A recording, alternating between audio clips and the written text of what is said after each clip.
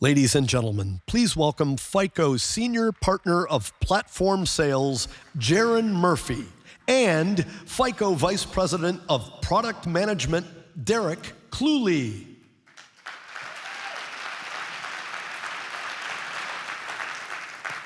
Jaron, I am so excited to be sharing the stage with you today.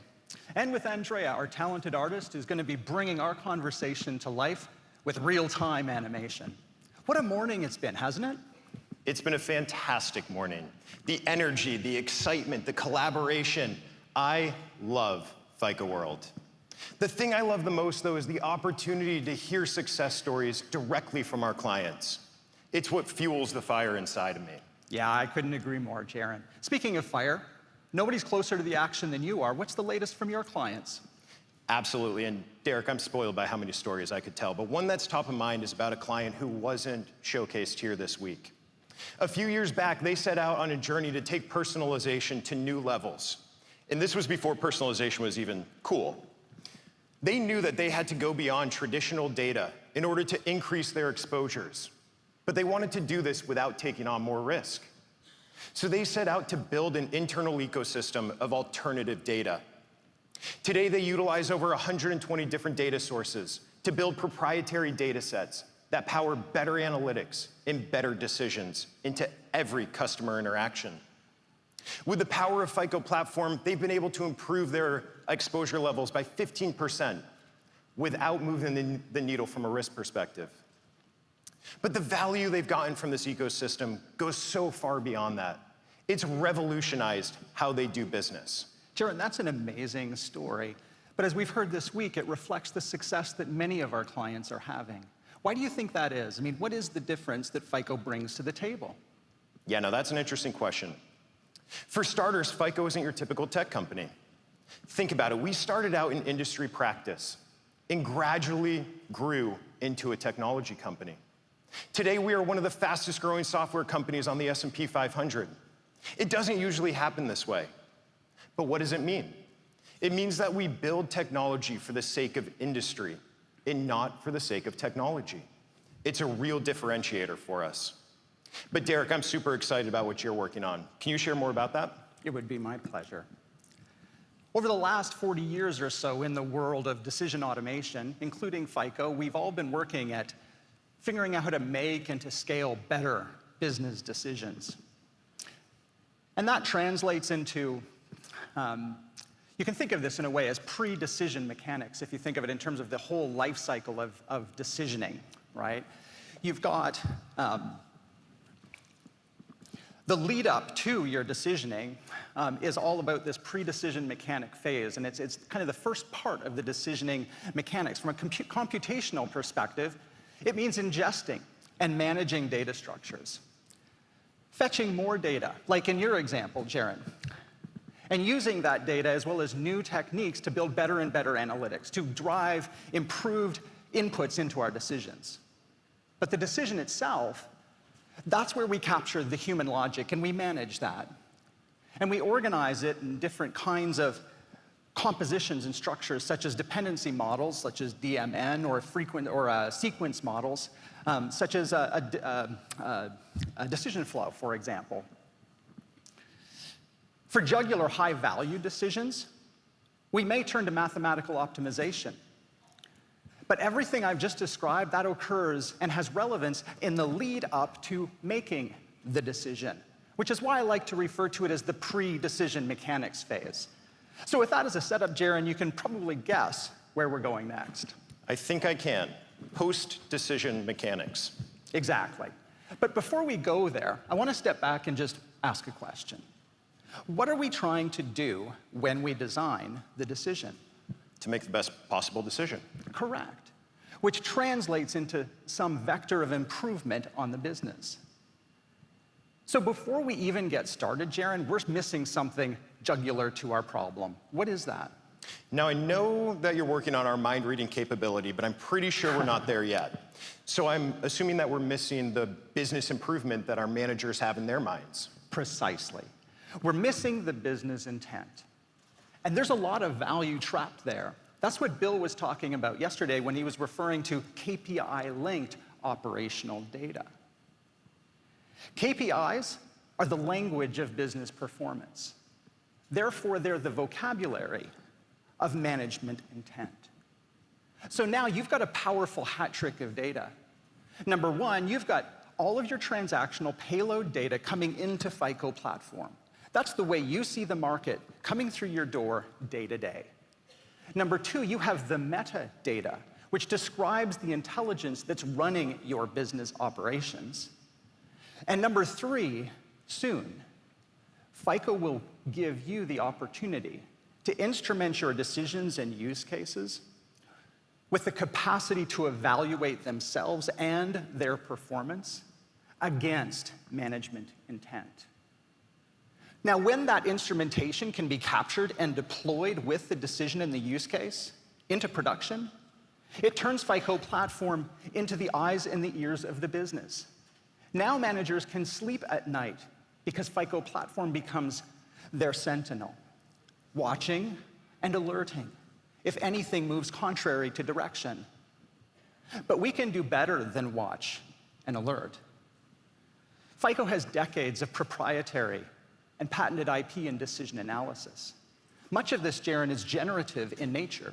And what that means is we can use that hat trick of data I described to generate and propose a recommended change to the business to go along with the notification. We call that a business intervention. And that can include automated simulation reports that provide the manager with the visibility into what the expected impact of the recommended change would be. Now, that puts managers in a very powerful position.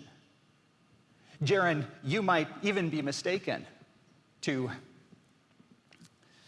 call that a competitive superpower, if you will.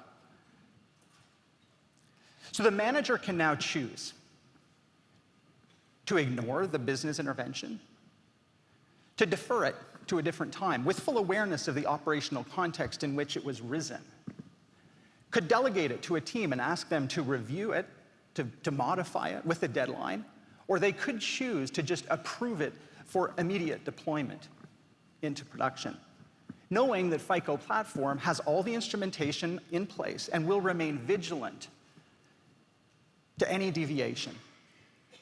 And when we release this to you in the market, of course, as you would expect, we'll have all of the transparency and a complete audit trail and all governance in place. But there is one thing, Jaron, we're still missing.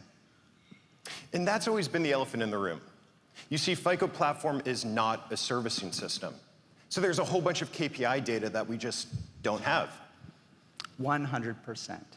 It's the strategic hydration of KPI data into FICO Platform. But think about the position we've just put our customers in. And hold that thought. I want to go back 18 months to a conversation I had with Fernando, who leads our market-leading capabilities, one of which is decisioning. We were on our way back from dinner. Fernando was driving, and I asked him, Fernando, what is the percentage of our customers who strategically instrument their business outcomes into the decisions that they impact? And he said to me, if you'd asked me how many of them do it opportunistically, I'd said a good number. Take originations, for example. Most of our customers understand their approval rates, and to a greater or lesser extent, some are instrumenting that into their decision strategies and processes. But why are they doing it? It's because it's available and it's immediate. Therefore, it's opportunistic. But strategically, over a fuller spectrum of longer-running business impacts, like activation, utilization, delinquency pattern, default, customer value, customer wellness, not many. So I said, knowing the value and the relationships of that data, why do you think that's so? And Jaron and my friends here, I can tell you I'll never forget the answer he gave me. Fernando looked at me and he said, Derek, because it's hard, and we haven't built a strong enough value proposition for it.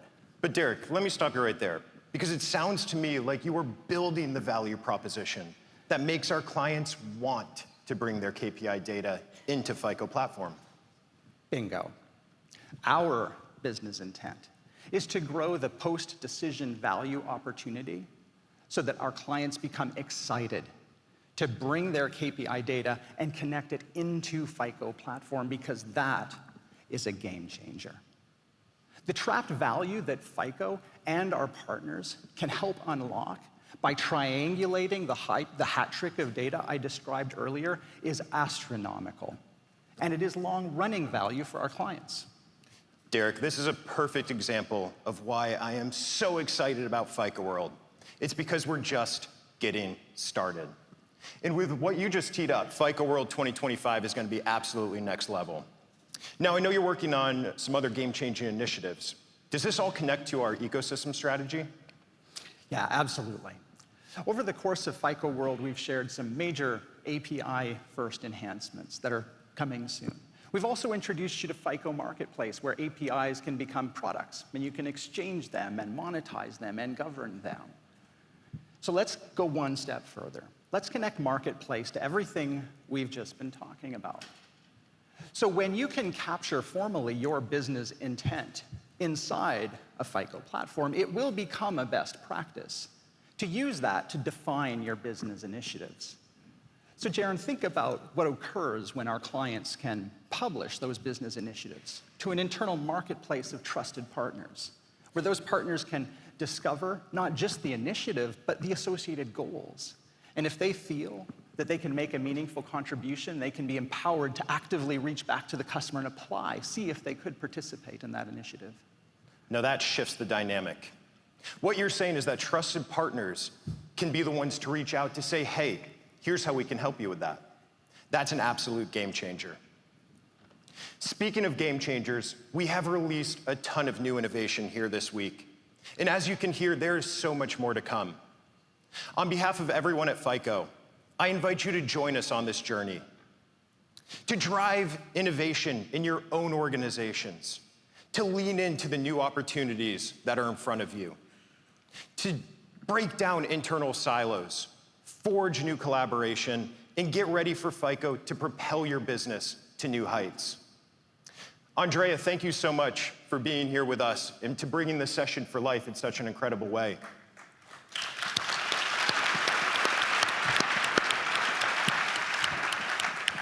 And to everybody here, thank you for being with us this week, and we look forward to seeing you next year at FICO World 2025. Thank you.